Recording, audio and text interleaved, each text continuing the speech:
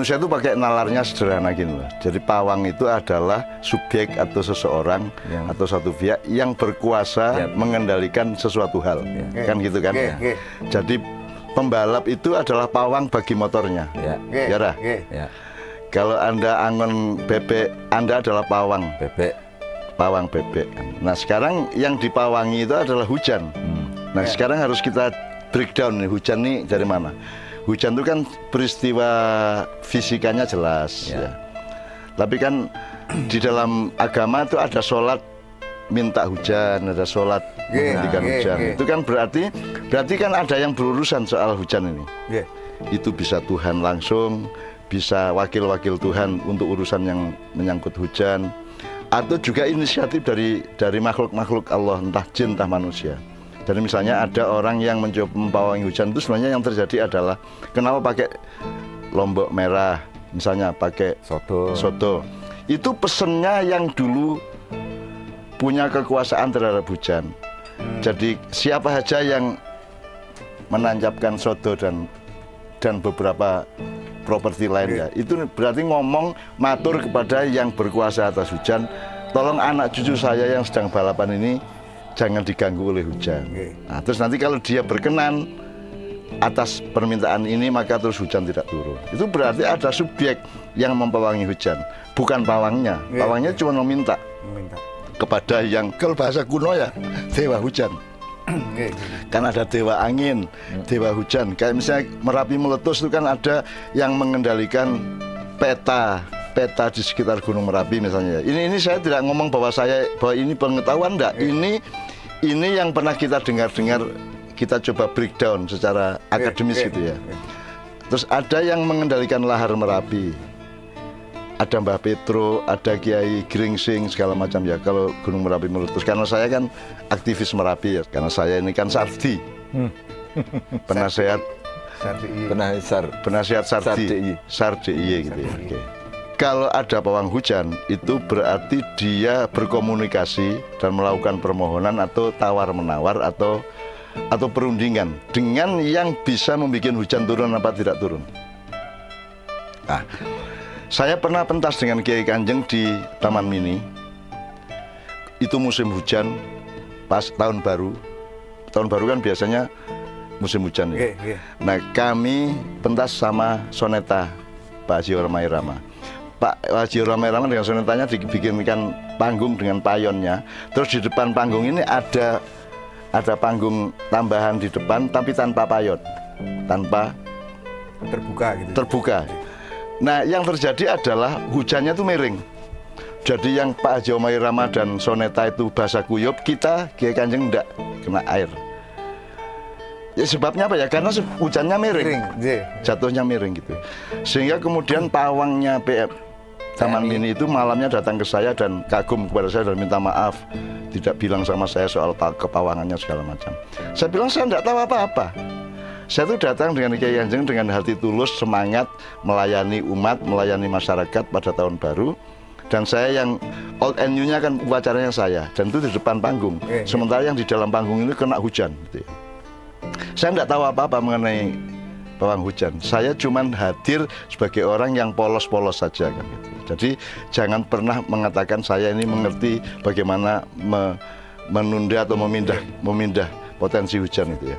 Ketika saya mantu temannya Pak Tup, namanya Noe Sabrang, resepsi di Monjali ya. Itu sejak menjelang sore itu awan sudah menggelapkan kota Jogja. Dan ketika maghrib itu sudah menetes-tetes gerimis itu di tempat Sabrang resepsi nikah itu. Kemudian saya adzan. Nah itu saksinya Joko Kanto, Mbak Via, Nevi Budianto dan teman-teman. Saya adzan toh, dengan harapan Allah sayang sama anak saya supaya resepsinya aman, tidak. Saya adzan, kemudian air itu bergerak menyingkir dari wilayah itu. Kemudian hujan deras di semua tempat di sekeliling Monjali itu, kecuali di Monjali. Di Monjali tidak turun hujan, bahkan tidak turun gerimis. Bahkan Joko Kanto sama Nevi waktu itu latihan fragmen di atas, di bagian atas, itu ngelihat di kolam itu air menyingkir, gitu ya. Terus mereka menyimpulkan saya pawang hujan. Jadi seolah-olah ada yang memanage, ada yang mendistribusikan, ada semacam on-off knob gitu ya. Sebelah sini turun, sebelah sini turun, sini enggak gitu loh. Ya, itu berarti ada subjeknya tuh. Nah subjeknya hujan ini siapa? Dulu kan ada dewa hujan, dewa angin, dewa laut, segala macam. Saya kan nggak kenal dewa. Saya kan kenalnya manusia, ulama, nabi, khulafaur rasyidin, malaikat, Allah, jin gitu ya. Kalau dewa saya nggak kenal. Dewa itu apa? Itu jenis manusia apa jenis malaikat? Saya nggak punya rumusnya dan saya nggak tahu. Jadi saya tidak mengecam. Saya tidak mengerti soal dewa. Sehingga ketika saya juga disimpulkan orang termasuk pegawai-pegawai Monjali bahwa saya bisa memawangi hujan, ya enggak. Saya enggak bisa memawangi hujan. Saya cuma memohon kepada Allah. Nah, Allah yang mengatur birokrasi sistem otoritas atas hujan itu gitu loh. Entah bagaimana ceritanya saya juga enggak tahu. Pokoknya faktanya tidak hujan. Sehingga saya juga tidak lantas madeg pawang ora. Saya tidak lantas mendirikan biro pawang hujan terus saya yang mengerjakan sehingga Mandalika menyewa saya. Ya enggak mau juga, saya enggak berani jamin itu loh. Hujan tidak hujan itu kan urusan yang di luar kekuasaan saya gitu ya. Nah, kalau ada orang berani pawang hujan berarti dia adalah stafnya entah malaikat, entah siapa kan gitu. Nah, saya kan bukan sama sekali. Saya itu hanya orang yang lemah, orang yang mengemis kepada Allah kan gitu kan. Kemudian terjadi apa tidak kan monggo terserah Allah, karena Allah itu sesuatu yang mudah bagi Allah. Mau hujan mau tidak hujan, mau gunung meletus mau tidak, mau tsunami itu bagi Allah kan cuman kalah mungkin bil basar, itu hanya sekejapan mata set ini tadi gitu ya. Nah kan Allah yang berkuasa. Nah Allah ini birokrasinya bagaimana saya tidak tahu. Yang pernah saya dengar kayak gitu. Jadi ada memang pembagian tugas di antara para malaikat dan staf-stafnya. Malaikat itu menurut saya bukan makhluk. Malaikat itu adalah jabatan. Jadi orang atau makhluk Allah yang ditugasi Allah untuk menjadi tangan panjang dari kekuasaan Allah. Maka disebut malaikah, tool of authority of Allah gitu. Jadi tangan panjang dari kekuasaan Allah itu malaikah gitu ya. Bukan makhluk dengan gen seperti manusia apa jin gitu ya. Ya tapi dia itu suatu karena berupa apa malaikat kan dalam sejarah Islam dan agama-agama kita tahu bahwa malaikat bisa menjadi apa saja. Bisa datang menjadi orang tua, bisa datang sebagai anak kecil, bisa. Jadi tidak tahu itu kita semua tidak bisa mempelajari kan, tidak ada bahannya, tidak ada fakultasnya, tidak ada kampusnya juga gitu ya. Jadi saya juga tidak berani mengatakan bahwa saya mengerti apa-apa mengenai kepawangan hujan. Tapi peristiwanya pasti seperti itu. Pasti ada yang berkuasa atas hujan. Apa kekuasaannya itu langsung apa tidak langsung, apakah dia bawahannya dari yang penguasa beneran apa tidak, kita tidak tahu. Kita bisanya memohon.